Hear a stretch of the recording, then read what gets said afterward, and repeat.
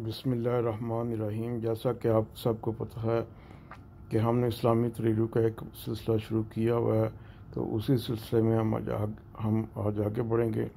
اور جن صاحب نے ابھی تک میرا چینل سبسکرائب نہیں کیا، ان سے گزارش ہے کہ جلدی سے سبسکرائب کر لیں تاکہ ہر نئی آنے والی ویڈیو بآسانی آپ تک پہنچ سکے۔ شروع کرتے ہیں جی۔ بسم اللہ الرحمن الرحیم۔ گزشتہ سے پیوستہ۔ قصہ بن کلاب کا اصل نام زید بن حکیم تھا، مگر مکہ سے بہت زیادہ دور پرورش پانے کی وجہ سے اسے قصہ کہا گیا، جیسے مسجد الاقصیٰ یعنی دور کی مسجد۔ قصہ نے قریشی قبائل کو مکہ کے اندر آباد کر کے ان کے اندر اتحاد پیدا کر دیا۔ اس سے قریش ایک مضبوط طاقت بن گئی۔ قصہ ایک بہترین منتظم تھا۔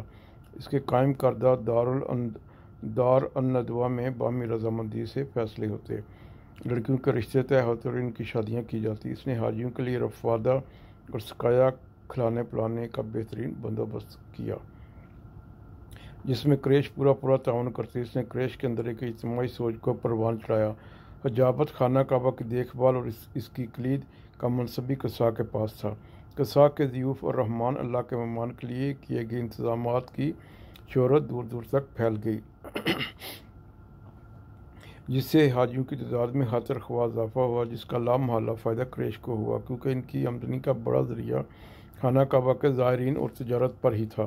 قصہ بلا شبہ ایک معاملہ فہم، دلیر، مدبر اور اعلیٰ منتظم تھا، مگر اس کے عزائم دینی سے زیادہ دنیاوی تھے۔ اس نے سقایا کا بندوبست کیا، مگر زمزم کے کنواں کی بازیابی کی کوئی کوشش نہ کی، جو بنو جرام مکہ سے دخلی پر جاتے ہوئے بند کر گئے تھے۔ اس نے حج میں بتوں کے بانیوں کو بھی ان کے عہدوں پر برقرار رکھا اور حج سابقہ بتوں کے ساتھ ہی جاری رہنے دیا۔ دینی کاموں میں حضرت ابراہیم علیہ السلام کی سنت کے مطابق کوئی اصلاح کی کوشش اس نے نہ کی، بلکہ بت پرستی جیسی لعنت کو فروغ ہی حاصل ہوا، اور وہ گھر جو حضرت ابراہیم علیہ السلام نے اپنے بیٹے حضرت اسماعیل علیہ السلام کے ساتھ مل کر خالص توحید کے لیے بنایا تھا، اس میں بتوں کی تعداد بڑھتی ہی چلی گئی۔ اللہ کے نبی صلی اللہ علیہ وآلہ وسلم کے وقت یہ تعداد تقریباً 360 ہو چکی تھی۔ توحید کے گھر خانہ کعبہ میں دنیاوی منفعت کے لیے بت رکھے جاتے۔ بہت سے قبائل کے ساتھ تجارتی روابط بڑھانے کے لیے ان کے قبائل کو اپنے بت رکھنے کی اجازت دی جاتی، اور وہ قبائل آتے اور صرف اپنے بت کا طواف کر کے نکل جاتے۔ انہیں خانہ کعبہ سے کوئی سروکار نہ ہوتا۔ قصہ بن کلاب کی زندگی میں عبد المناف دوسرے بھائیوں میں سے ممتاز، معزز اور معاملہ فہم تھا، جبکہ عبد الدار اس کے برعکس تھا۔ مگر مرنے سے قبل قصہ نے عبد الدار کو کہا کہ تیرے دوسرے دونوں بھائی بڑی ترقی کر گئے ہیں، مگر میں تمہیں پیچھے نہیں رہنے دوں گا، اور مرنے سے پہلے اس نے وصیت کے ذریعے سارے اختیارات اور شرف عبد الدار کے نام کر دیے۔ دوسرے دونوں بیٹوں نے باپ کی غیر منصفانہ وصیت کے ذریعے سارے اختیارات شرف عبد الدار کے نام کر دیے۔ دوسرے دونوں بیٹوں نے باپ کی غیر منصفانہ وصیت کے باوجود اس پر منو عن عمل کیا۔ اس طرح چاروں دینی شرف دار الندوہ کی صدارت سقایا، رفادہ اور حجابہ عبد الدار کے پاس چلے گئے۔ اس طرح قصہ نے مرتے وقت وصیت کے ذریعے دوسرے بیٹوں کی حق تلفی کی۔ اس لیے جب قرآن پاک کا نزول ہوا تو وصیت کو تو باقی رکھا گیا، مگر ساتھ حکم دیا گیا کہ اگر وصیت کرنے والے کی طرف سے کسی قسم کی زیادتی اور جھکاؤ کا اندیشہ ہو اور وارثوں کے درمیان وصیت میں کچھ تبدیلی پیدا کر کے صلح کروا دی جائے تو اس میں کوئی گناہ نہیں۔ بے شک اللہ غفور و رحیم ہے۔ سورہ بقرہ آیت نمبر 182۔ اسی طرح سورہ نساء کی آیت نمبر 12 میں واضح کر دیا کہ قرض اور وصیت ورثہ کو نقصان پہنچانے کے لیے نہ ہونا چاہیے۔ اللہ کے نبی کریم صلی اللہ علیہ وسلم نے ورثہ کی حق تلفی کو مد نظر رکھتے ہوئے وصیت کو زیادہ سے زیادہ 1/3 مال تک محدود کر دیا۔ اس لیے 1/3 سے زیادہ کی وصیت نہیں کی جا سکتی، لیکن اگر ایک یا سارے وارث رضامند ہوں تو اس صورت میں اس کیلے کے حصہ یا سب کے حصوں کو وصیت میں شامل کیا جا سکتا ہے۔ اس پر کوئی قدغن نہیں۔ اس کے علاوہ جو قانونی وارث ہو ان کے لیے وصیت نہیں کی جا سکتی۔ ترکہ کی تقسیم سے پہلے اگر مرنے والے پر کسی قسم کا قرض واجب الادا ہو تو وہ پہلے ادا کیا جائے گا۔ کفن دفن کی ذمہ داری اگر ورثہ قبول نہیں کرتے تو وہ بھی ترکہ سے مینا کر کے بقایا ترکہ میں سے وصیت پر عمل درآمد کے بعد ورثہ پر قرآن و سنت کے مطابق تقسیم ہوگی۔ یاد رہے وراثت کے حکامات کا اطلاق مرنے کے بعد ہوتا ہے، جیتے جی نہیں۔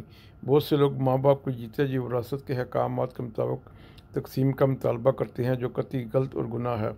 گویا آپ غیب کے علم کا دعویٰ کر رہے ہیں جو صرف اللہ کے پاس ہے۔ گویا آپ کو پتہ ہے کہ ہمیں نہیں، والدین کو ہی پہلے موت آنی، ہرگز ایسا نہیں۔ اس کا علم صرف اللہ کو ہے کہ کون وارث بنے گا، بیٹا کہ باپ۔ البتہ ماں باپ اپنی خوشی سے دینا چاہیں تو دے سکتے ہیں، مگر یہ وراثت نہیں، ہبہ کہلائے گی۔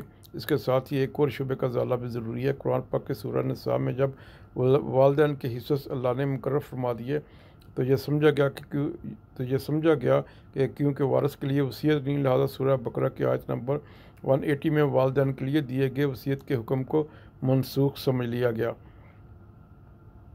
حالانکہ ایسا نہیں، وصیت کے اس حکم کا اطلاق ان والدین پر ہے جو ابھی حالت کفر میں ہیں اور وراثت میں کافر ہونے کی وجہ سے حقدار نہیں بنتے، کیونکہ کافر مسلمان کا وارث نہیں ہو سکتا۔ تو ایسے کافر والدین کے لیے اللہ نے اپنی شان کریمی سے وصیت کا راستہ کھلا رکھا۔ جب عبد المناف اور عبد الدار فوت ہو گئے تو بنو عبد المناف اپنے حق کا دعویٰ لے کر کھڑے ہو گئے، ادھر بنو عبد الدار بھی اپنے دفاع میں مستعد ہو گئے۔ بنو عبد المناف کے مرد و زن خانہ کعبہ میں جمع ہو گئے۔ عبد المناف کی عورتیں ایک بڑے پیالے میں بڑا مہنگا عطر لے کر آئیں۔ ان سب نے اس عطر میں ہاتھ ڈال کر عہد کرتے ہوئے کہا کہ سب یک جان ہو کر لڑیں گے۔ ان کی حمایت بنو زارہ قصا کے بھائی زارہ کی اولاد حضرت آمنہ کا خاندان، حضرت سعد بن ابو وقاص مالک، حضرت عبد الرحمن بن عوف اور بنو تیم قصا کے چچا تیم کی اولاد نے کی۔ ان کے اس اتحاد کو المحترا کہا گیا۔ اب بنو عبد الدار کی حمایت بنو مخزوم قصا کے دوسرے چچا مخزوم کی اولاد اور دوسرے ان سے منسلک قبائل نے کی، اس لیے یہ اتحاد المنسلکہ کہلایا۔